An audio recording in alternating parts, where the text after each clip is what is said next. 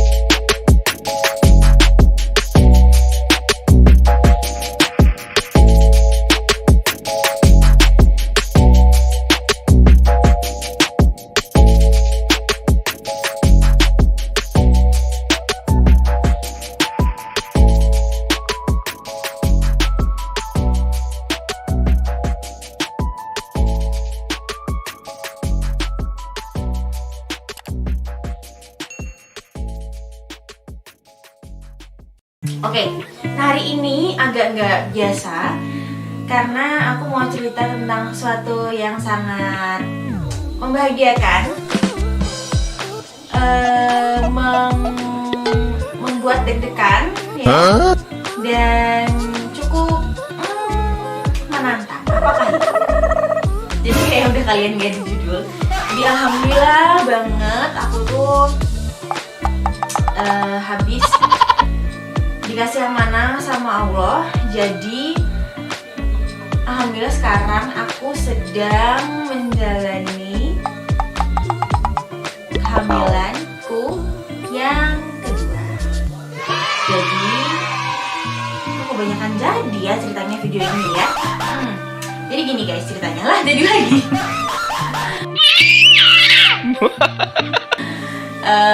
Jadi kalau kalian tahu sebenarnya aku udah punya anak, meskipun mukanya masih kayak anak SMP ya. Aku udah punya anak satu, lahir di 27 Maret tahun 2020, namanya Haula yang biasa kalian sering lihat di video itu. Kemarin Maret, karena hari 2020, of course 2021 dia umurnya 1 tahun. Nah setelah dia genap berusia 1 tahun, sebelum itu, jadi kronologisnya adalah gini. Sebenarnya ini kehamilanku yang kedua ini bukan hal yang terencana gitu. Aku sama suamiku tuh emang sebenarnya pengen punya anak yang jaraknya tuh nggak terlalu jauh, tapi sebenarnya nggak secepat ini juga gitu. Tapi masya Allah ya.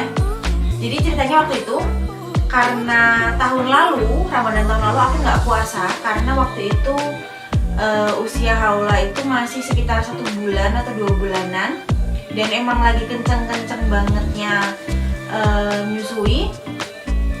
Jadi dan sumber makanannya Haula kan cuma dari ASI aja ya. Jadi waktu itu aku ngambil keringanan gitu, aku nggak puasa. Nah kemudian aku memilih untuk mengkodoknya saja dibandingkan membayar fidyah gitu. Aku lebih pilih untuk bayar puasa karena aku merasa oke aku bisa lah puasa nanti ketika Haula udah makan, udah MPASI dan lain sebagainya. Nah kebetulan pas kemarin aku lagi ganti puasa itu sekitar dapat berapa ya, mungkin 12 harian atau sekitar 20 harian. Waktu itu aku sempat libur puasa 3 hari karena waktu itu nggak tahu kenapa, aku juga lupa penyebabnya. Terus pas aku puasa lagi itu tiba-tiba ada yang berbeda. Jeng jeng jeng jeng, ini ada backsoundnya ya nanti ya. Jadi waktu itu aku tuh merasakan ada sesuatu yang berbeda. Berbedanya gimana Far? Gitu.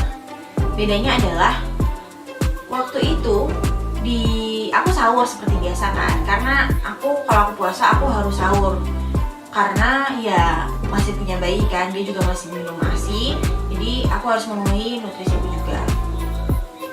Nah pas waktu itu aku puasa lagi setelah 3 hari libur itu, aku ngerasa kayak kok perutku perih banget ya gitu.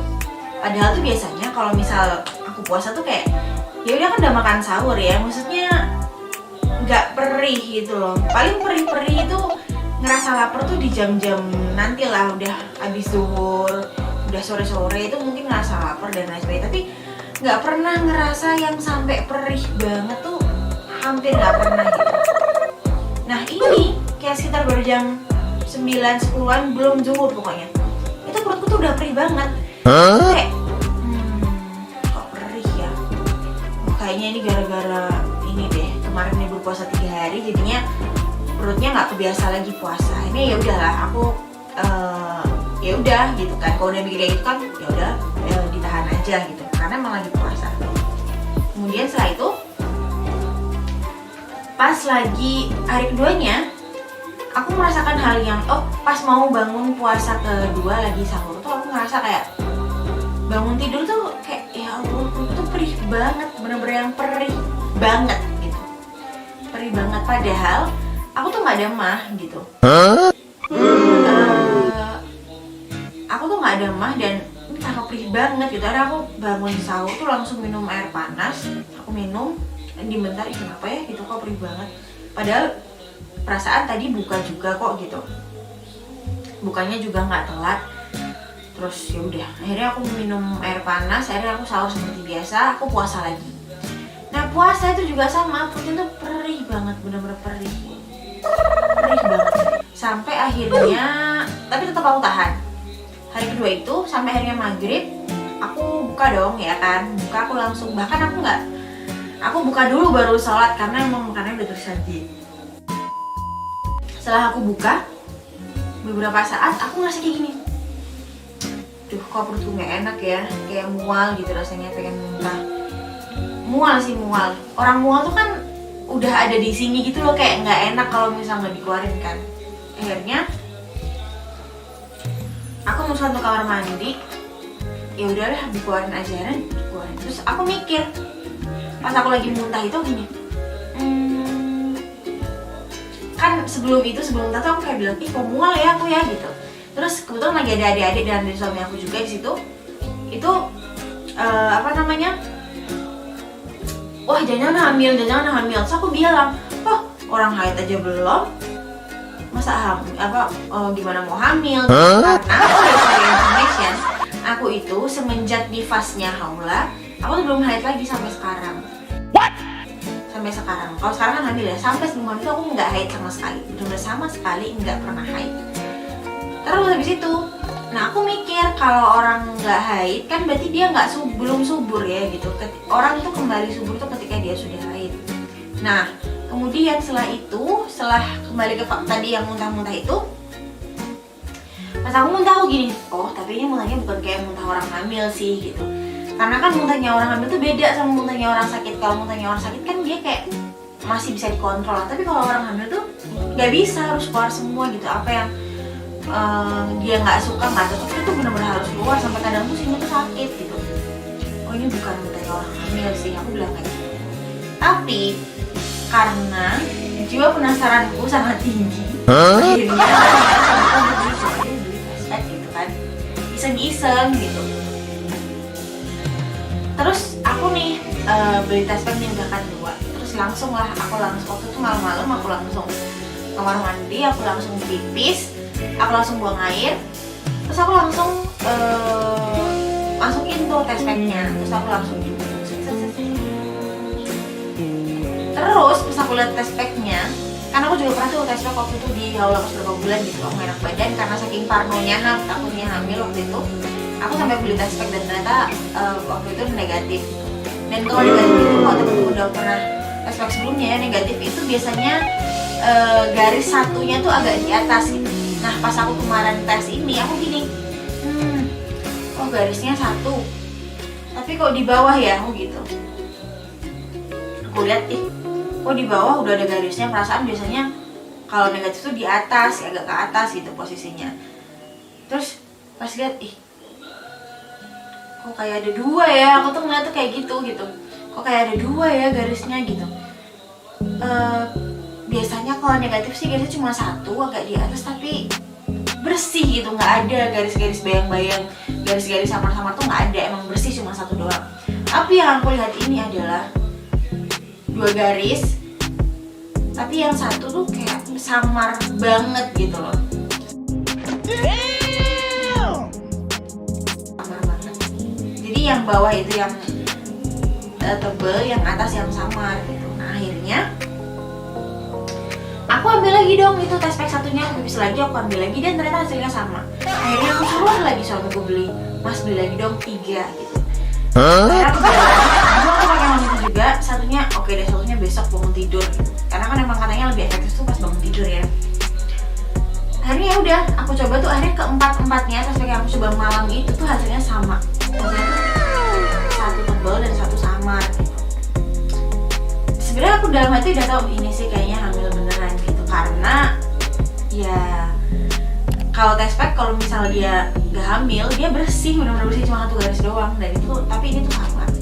Terus yang kedua besok paginya aku coba juga ternyata sama. Akhirnya aku sama suamiku memutuskan untuk ya udahlah gitu, periksa gitu. Iya. Besokannya kita langsung periksa dan ternyata sudah ada kantung janinnya gitu. Tapi dokternya bilang, terus aku bilang kan berarti ini hamil ya dok, aku gitu. Oh enggak, belum tentu kata dokternya, karena dikatakan hamil itu kalau sudah ada kantungnya dan sudah ada janinnya gitu. Oh gitu, berarti belum tentu hamil ya dok. Iya belum tentu.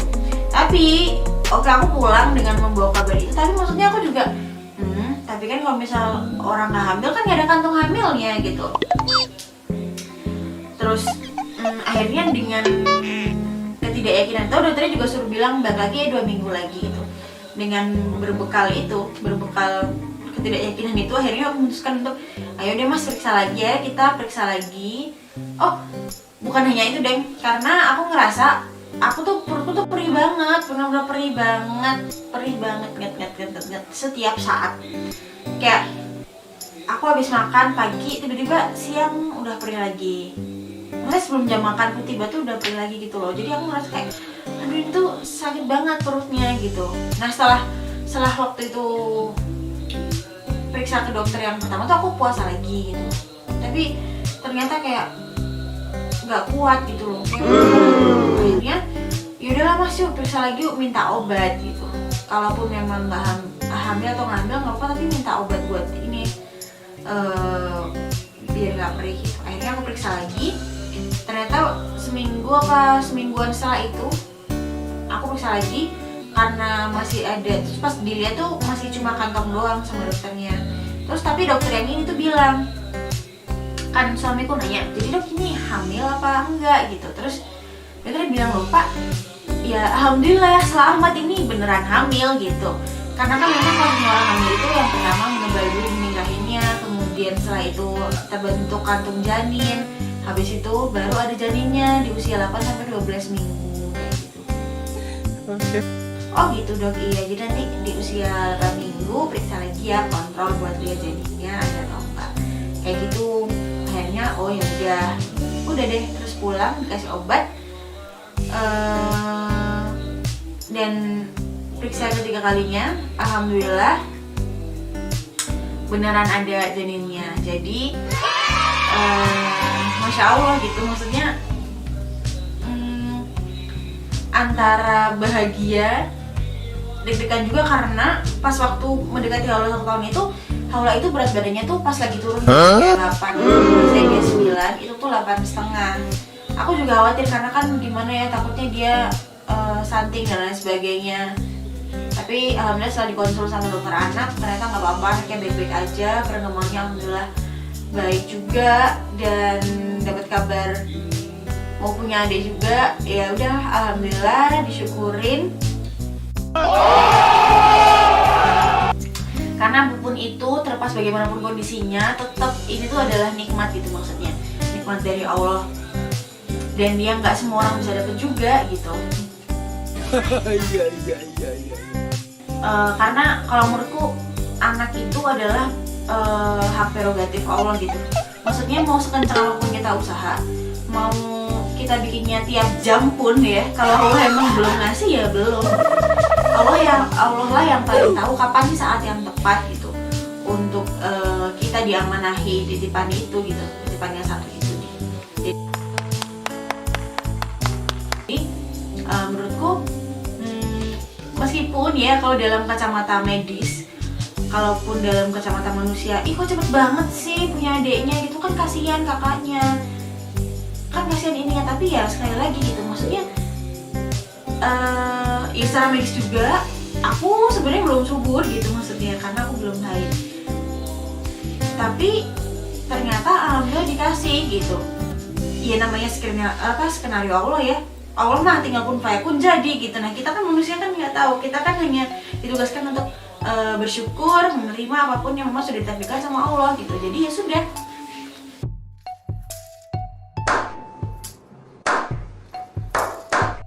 Menghadapi ini aku menerima dengan senang hati, dan lagi kebetulan ada beberapa teman aku yang juga lagi barengan gitu. Jadi mungkin selisihnya nggak sama apa, bedanya tuh nggak banyak gitu loh, kayak cuma sebulan, 2 bulan, 3 bulan bedanya. Masya Allah, jadi nanti bayangin pasti lahirannya bareng-bareng kayak gerudukan gitu. Kalau ada temen yang hamil tuh kayak seneng gitu, karena bisa sharing-sharing dan lain sebagainya. Semoga juga teman-teman yang sedang menanti diberikan kesabaran sama Allah, harus tetap husnuzon sama Allah. Mungkin Allah masih pengen kalian untuk menikmati masa-masa bersama suami, untuk eksplor diri kalian, keluarga kalian, mempersiapkan segala sesuatunya dengan lebih baik lagi. Karena dulu temen aku pas aku hamil haula, dia pernah bilang gini, puas-puasin Deva sama suami gitu, karena nanti ketika punya anak udah bakalan beda gitu, meskipun bakalan beda gitu. Terus habis itu aku bilang, emang segitunya ya, iya gitu. Dan akhirnya aku merasakannya. Jadi karena waktu itu aku alhamdulillah setelah menikah itu terus langsung dikasih ya, jadi emang bener-bener momen berdua sama suami itu ya pas kehamilan itu 9 bulan itu gitu. Dan kalau di compare sama sekarang yang sudah punya anak itu emang bener-bener bukan nomor 2 kan sih, cuma memang berkurang gitu maksudnya. Meskipun ada kalanya memang kita harus cari waktu ya untuk somehow menjaga hubungan antara suami dan istri gitu. Tapi tetap gitu, maksudnya yang namanya ibu udah punya anak pasti kepikirannya tuh anak gimana ya, misal ditinggal, duh anakku nangis kayak gitu. ngerasain dia kayak gitu, nangis kayak dia, rewel kayak dia, tuh pasti kayak gitu. Jadi nikmati teman-teman yang pokoknya selalu ambil sisi positif dari apapun dari Allah yang kasih gitu. Ini juga note buat aku, note buat kita semua sebenarnya yang lagi nonton video ini, bahwasanya yakinlah apa yang Allah kasih itu adalah yang terbaik buat kita, karena Allah yang tahu gitu maksudnya. Allah tuh punya pandangan sampai sekian lamanya kita hidup, sedangkan kita tuh cuma terbatas sekarang aja gitu tahunya. Yang kemarin kita tahu kan kita sudah ngalamin, dan sekarang yang terjadi sekarang gitu. Yang ke depan kita benar-benar nggak tahu apa yang mau terjadi sama kita gitu. Jadi semoga kita semua bisa merawat iman dan kebersyukuran, kehusnuzanan kita sama Allah, sehingga kita bisa selalu mensyukuri apa yang Allah kasih gitu. Karena kadang ketika kita minta doa A, Allah ngasihnya B, karena sebenarnya Allah tahu ketika Allah ngasih kita A itu nggak akan baik jadinya gitu. Jadi Allah kasihnya B. Guys, oke, jadi mohon doanya teman-teman, mohon doanya juga semoga kehamilan ini berjalan dengan lancar, bayinya sehat, ibunya sehat, lahir ke dunia nanti sehat walafiat, tidak kurang suatu apapun, jadi anak yang soleh-solehah. Dan juga minta doanya juga buat Haula, buat aku, buat keluarga kecilku, semoga bisa terus berbagi manfaat, berbagi kebahagiaan, berbagi apapun itu yang bisa dibagikan ya. Tolong ambil baiknya aja, jangan ambil jeleknya. Oke. Dan makasih buat yang udah nonton sampai terakhir ini. Semoga kabar bahagia ini juga membuat kalian bahagia ya. Dan sekali lagi semoga puasanya lancar. Aku mau kasih disclaimer dulu ya. Jadi ternyata setelah aku tanya sama dokter kenapa alasan aku belum haid tapi kok sudah isi lagi, jadi kata dokter inilah yang dinamakan kesundulan gitu. Jadi mungkin ketika aku sudah mau haid itu